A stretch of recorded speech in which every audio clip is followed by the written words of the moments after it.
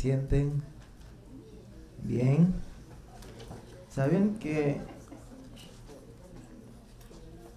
esta cumbre es vital para el desarrollo de un Estado?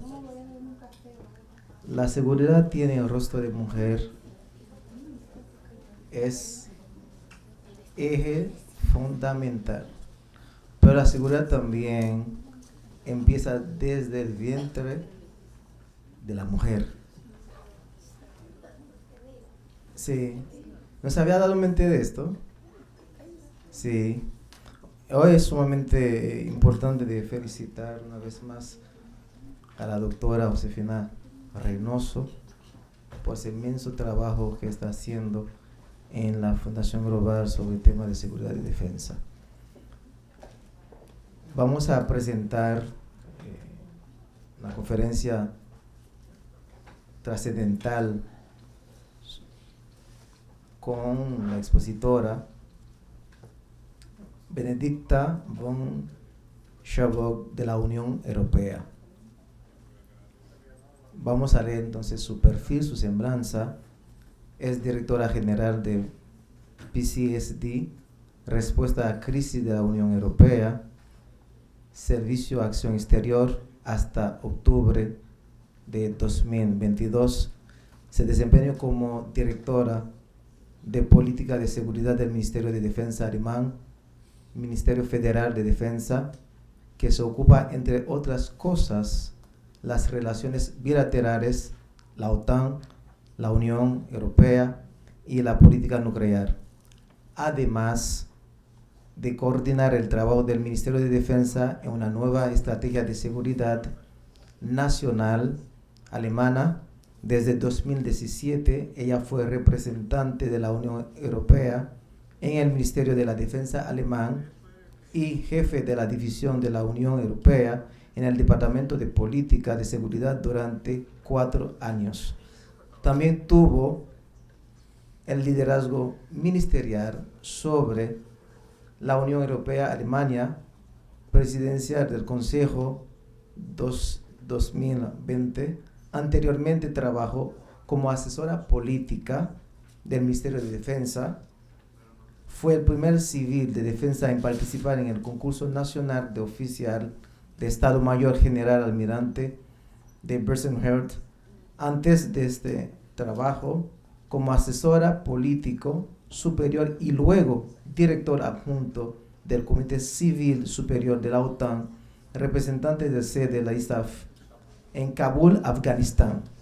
Del 2007 al 2011 se desempeñó como diputada, jefe de la división de la OTAN en el personal de planificación políticas, asesoramiento del Ministerio de Defensa, centrándose sobre la alianza, las cuestiones transatlánticas y política nuclear.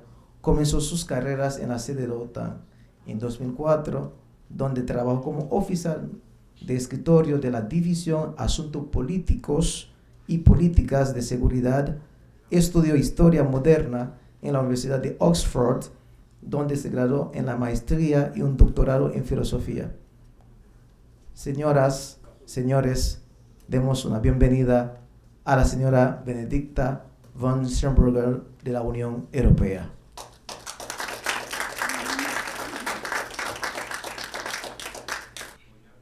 Thank you very much, and thank you very much for inviting me to be with you. It's really a huge honor, and let me tell you, I would have loved to be there, not just connect via BTC, and in a way, I feel very far away from you because you're in the lovely Dominican Republic and I'm in rainy Brussels. But I also feel very close to you because I have, of course, looked at the list of participants and I have seen the very impressive titles you have and jobs that you do and all the experiences that are gathered in the room. And I would have loved to be there, but I feel very close in spirit because I'm really very passionate about making the world more secure. I've worked in security and defense for over 20 years in different positions. And now I'm working in the EU I'm heading the team for security and defense. We work on lots of different topics.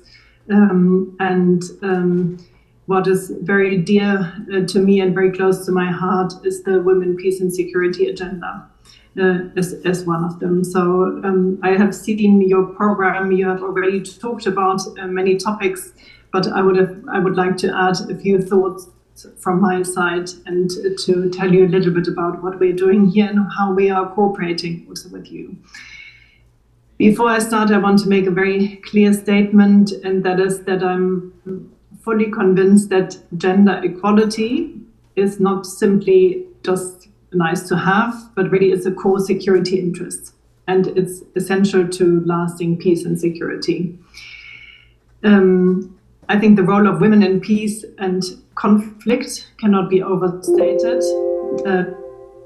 Of course, women can be victims of war, but they are also very crucial agents of peace. And of course, there's a lot of research out there, and you might have heard the numbers, but we know that if women are involved in the peace negotiations, we achieve a much more lasting and sustainable peace. I think it's at least 35% of the agreements last for more than 15 years, which I think is really a very impressive number. I would like to talk to you about three things of what we do in practice. The first one is our partnership of the European Union with Latin American and Caribbean countries. Our commitment to implementing the Women, Peace and Security agenda through different policies and actions, and also the importance of partnerships to advance these goals now and what we plan for the future. So on the first field, the EU and Latin American and Caribbean countries' cooperation on security and defense. First of all, it's based on shared values and a commitment to international peace and security. And I think that if we act jointly, we can really make a difference. So we need to consider that, first of all, we represent 1/3 of the members of the United Nations. So we are a huge group. Together, we account for 14% of the world's population and of 21% of its GDP. So I think these are impressive numbers, and it shows that if we get together, we can really make a difference. We have met several times. We have formulated joint strategies on how to move forward. The last time we met was the summit in Brussels in 2023. And recently we also adopted a strategy in which we show our shared commitments to address global challenges. And one of the key areas in these commitments is promoting peace and security together. So how do we do it? The EU has, for example, long been funding projects to support Latin American and Caribbean countries and communities in addressing the roots of political and criminal violence.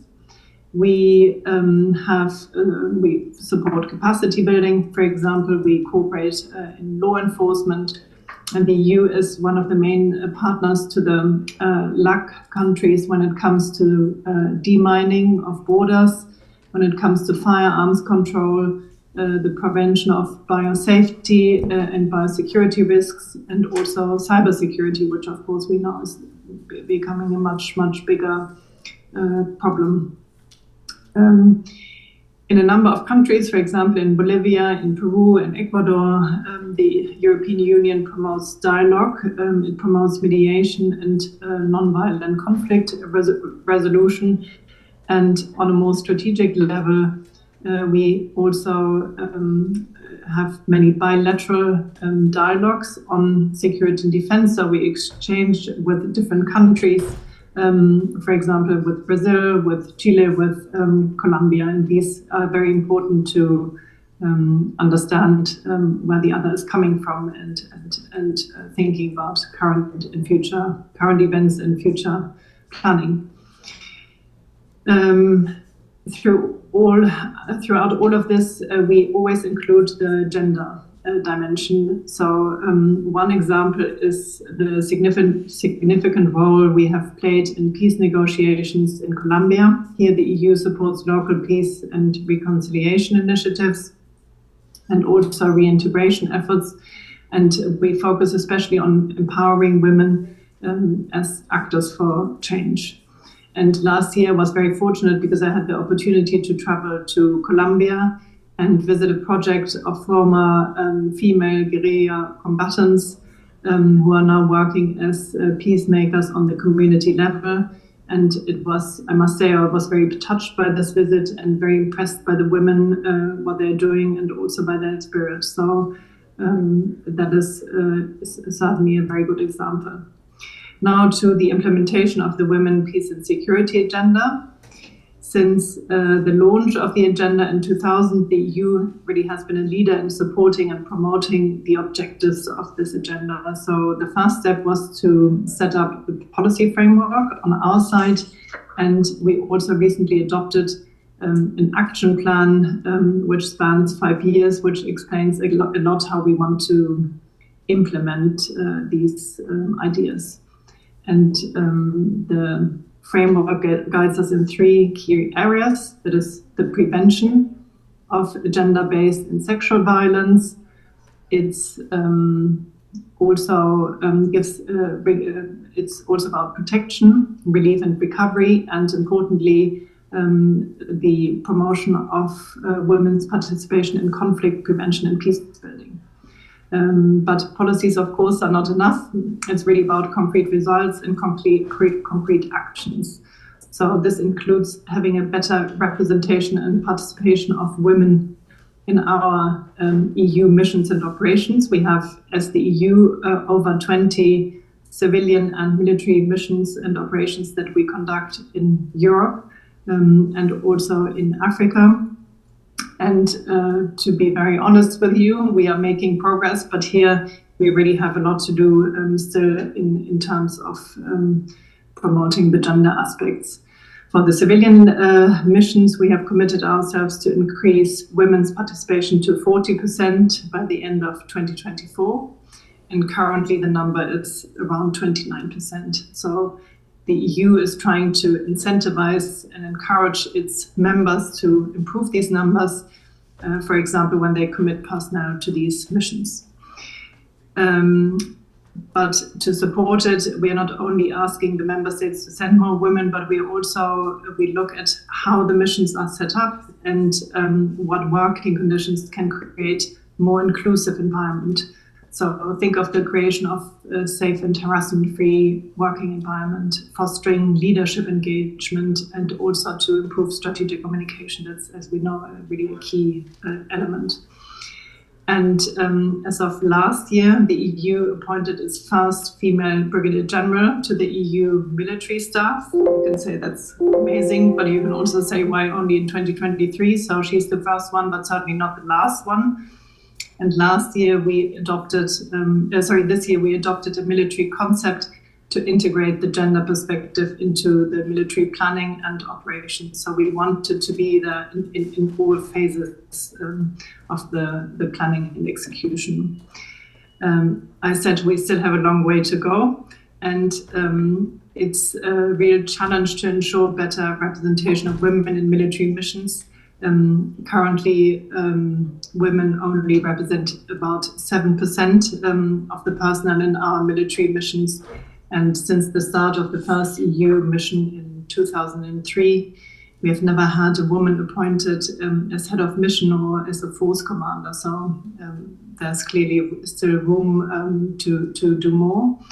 And that the reason for that is that it's a reflection, of course, of the national militaries who provide personnel and troops to the EU mission. So it shows also that there's a lot to do in the EU member states as well. One positive example of women's participation in the EU's community of practice on peace mediation, which basically is a platform that we organize once a year where we bring together experts of peace mediation. I think we had around several hundreds of participants, around 200 or 300 this year.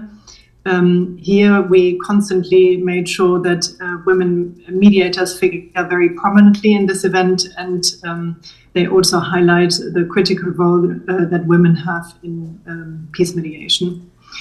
I now move on to the prevention and protection pillars of the Women, Peace and Security agenda. There are concrete examples of our work. So, for example, currently we are preparing 2 crisis response measures to support victims of sexual and gender-based violence. One of them is in Chad, one of them is in Sudan. And we want to also enhance community-based prevention. So we know the communities play a very important role, and what we try to do is to engage at all levels, so at the highest political level, but also basically down to the community level to ensure everyone who can contribute does so. 2 years ago, member states reaffirmed the commitment of the EU to this agenda. And this was especially important in light of the challenging geopolitical context, and member states called for stronger engagement in support of women's rights and the Women, Peace and Security agenda. We have good policies, but as I said before, we of course also need an implementation. So for this reason, we are now investing in gender responsive leadership, both here, but also in our delegations and in the missions. And the reason is that studies have shown that a lack of leadership in the implementation of Women, Peace and Security agenda is one of the key reasons why progress is slowed down. In many cases, progress depends on basically largely the commitment and the dedication and the efforts of individual gender advisors, of gender focal points, rather than on the priorities of the leadership that in some cases is outright resisting to change in mentality. And I think we have all experienced this. This, of course, is to overcome, so it has also a lot to do with cultural changes, and we need responsible leaders to be an example for the colleagues.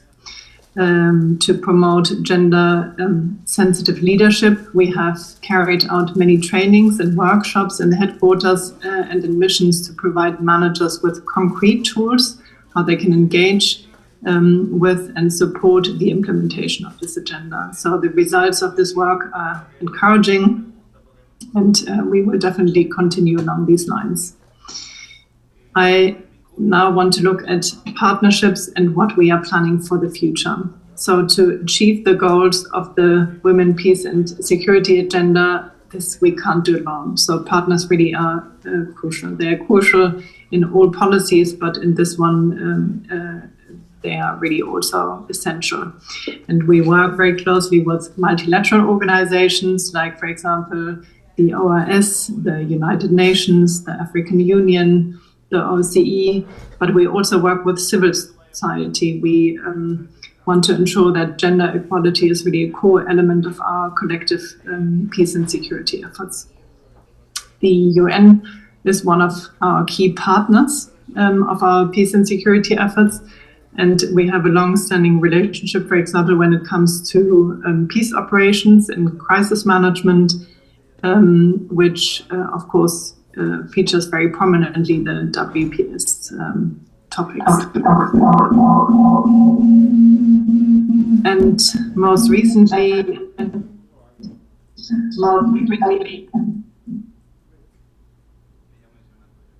recently, in July this year, we shared best practices on enhancing gender responsive leadership with the UN in our mission. So it's very important that we speak at the headquarters level, but it's also very important that we cooperate in the field, that we see, what has worked in your case, where can we improve things, what can we learn from each other. And this is something where we're very active. We are also carrying out jointly with UNDP a pilot on gender responsive conflict analysis. We are doing this in Liberia. And what we want to do is we want to find innovative ways for conflict prevention, for resilience and peace. And the outcomes of this will reinforce the will reinforce basically the instruments that we use to do conflict early warning. All of this needs to include a gender dimension. And we are always looking to push the WPS agenda with our partners.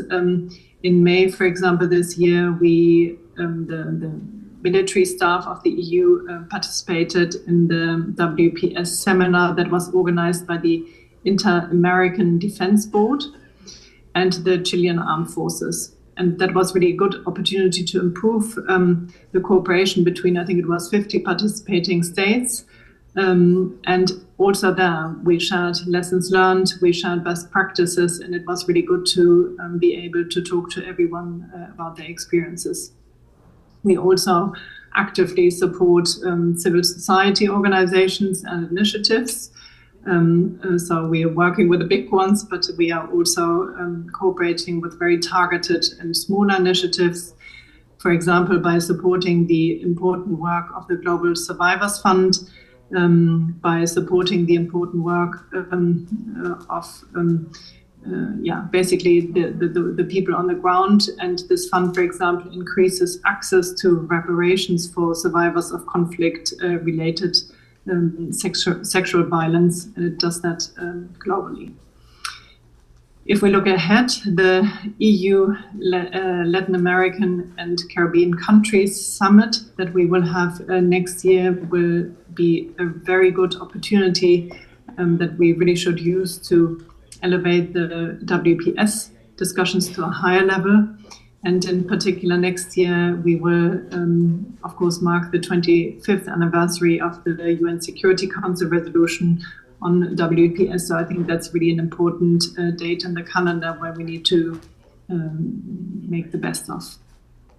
We need to have a better understanding of the gender dimension of the challenges in order to respond more efficiently. And I propose that our future discussions also focus on this issue. The EU Latin American and Caribbean Countries Foundation, which has already organized events such as the EU LAC Gender Equality Forum in 2023 and the EU Feminist Foreign Policy Forum in Barcelona this year, can serve really as excellent platforms and very good examples for how we can lead these discussions. So I hope we will have more of them.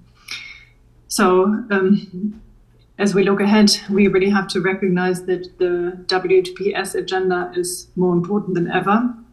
It needs to be present everywhere and at all times. And this is even more true in a world of increasing complexity, in a world where conflict is on the rise. And here, as I said at the beginning, meaningful participation of women is not just a goal, but it's really a necessity for achieving lasting peace. And it's in all our security interests to invest in engaging and involving women. We still have so much to do, but we are committed to the work ahead. That's very, very clear for the European Union. And we will advance the agenda through concrete actions. I now mentioned a few examples. We need strong partners, so we are happy to work with you, with many of the countries that you represent, many of the organizations that you represent, and we will relentlessly focus on results. So I'm sure that together we can build a lot to ensure that women are not just participants, but leaders also. I think it's very important to involve women, to have women sit at the tables where the important decisions are being made. And this will lead to a more secure and peaceful world. I'm very convinced of that. So thank you very much for giving me the chance to speak with you, or to you, sadly. I'm not in the same room, but I wish you very good discussions. And I hope that there's a lot that you can take away for your work and for yourselves personally as well. So thank you again for the invitation.